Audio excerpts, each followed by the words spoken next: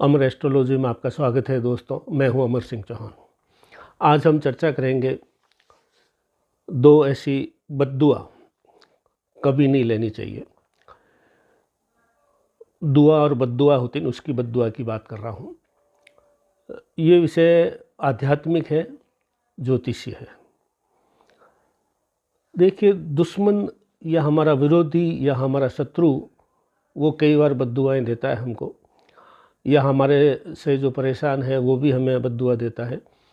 तो दुश्मन है, शत्रु है, ये जो बद्दुआ दी जाती है उससे हमें ईश्वर बचा लेता है।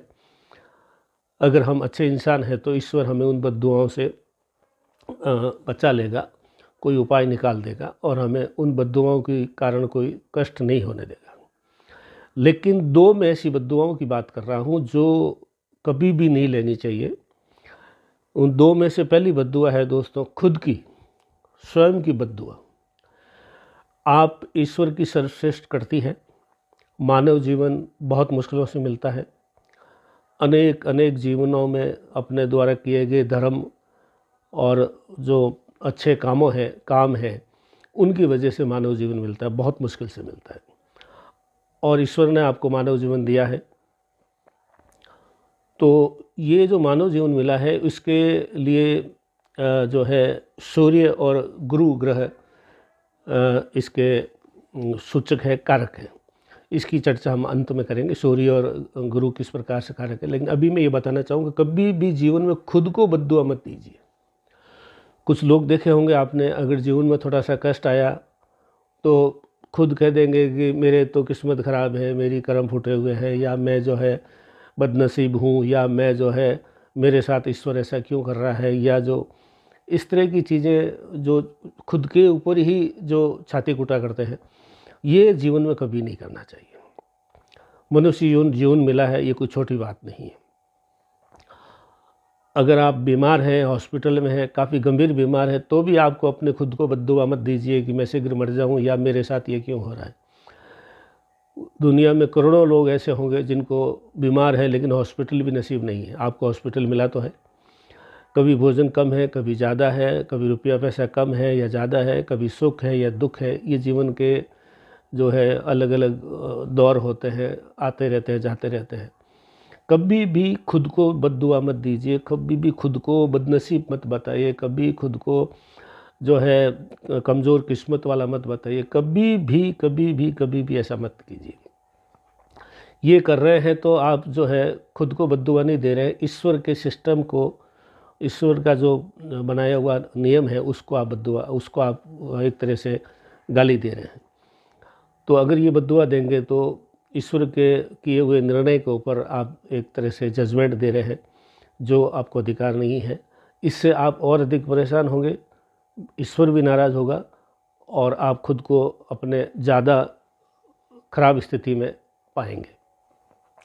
कभी भी, चाहे महिला हो या पुरुष हो, कई बार महिलाएं भी जो होती है, जो शादी हो गई कहीं पे, पति गरीब है या कुछ थोड़ा सा इधर उधर है, तो वो मतलब ऐसे बोलने लग जाएगी कि मेरी किस्मत फूटी है कि मैं इसके पल्ले पड़ गई, या निर्धन आदमी के साथ में शादी हो गई, या कुछ भी हो गया है आपके साथ, कुछ भी कितना भी बुरा हो गया, लेकिन कभी खुद को बद्दुआ मत दीजिए, खुद को दोष मत दीजिए, खुद को कोशिए मत, खुद को कभी भी दंडित मत कीजिए, खुद को कभी भी अंगुली मत बताइए। खुद अंगुली सिर्फ इसलिए बताओ कि सुधार के लिए, बद्दुआ देने के लिए कभी खुद को इस तरह से अंगुली नहीं बताना है। तो ये सबसे पहला नियम है। मैं जो इस वीडियो का जो बनाने का तात्पर्य है कि दो बद्दुआ नहीं लेनी, उसमें पहले हमने चर्चा की, खुद को कभी बद्दुआ नहीं देनी।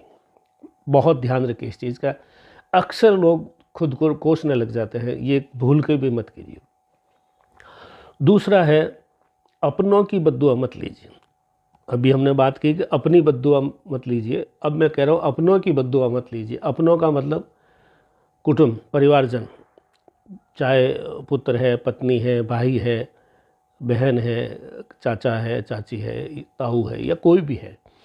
किसी आदमी को आप हमारी तरफ से इतना कष्ट न पहुँचे कि वो आपको बद्दुआ देने लग जाए।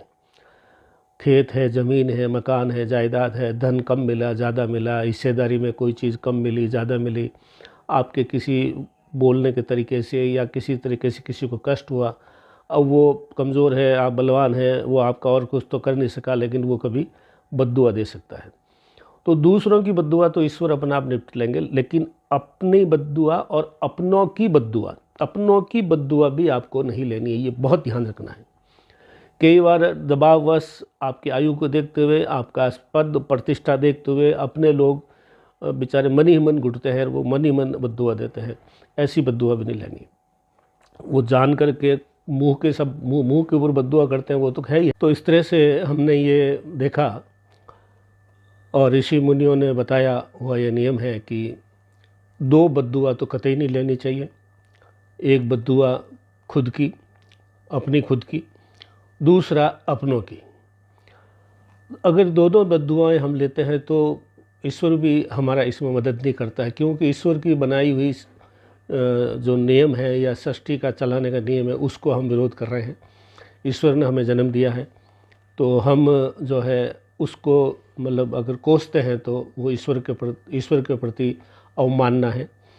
और अपनों की बद्दुआ भी इसलिए नहीं लेनी चाहिए, अपने बेचारे कई बार जो है मतलब आपके सम्मान के लिए या किसी वजह से, डर से या किसी कारण से वो आपको बद्दुआ मन ही मन देते हैं, तो और कुछ कर नहीं सकते आपका, तो वो बद्दुआ भी आपको नहीं लेनी चाहिए।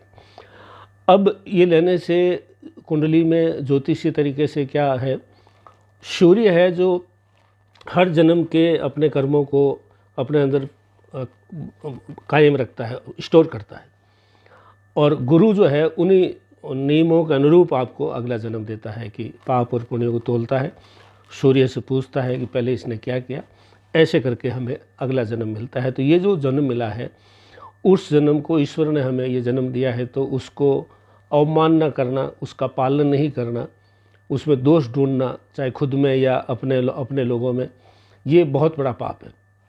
ईश्वर भी आपको बचा नहीं सकता, शत्रु के बद्दुआओं से बता सकता है, लेकिन खुद की बद्दुआ और अपनों की बद्दुआ से आपको ईश्वर कभी भी माफ़ नहीं करेगा। अतः इस चीज़ का सदा ध्यान रखें दोस्तों। चीज़ छोटी सी है, लेकिन हम अक्सर गलती से ये चीज़ें करते रहते हैं।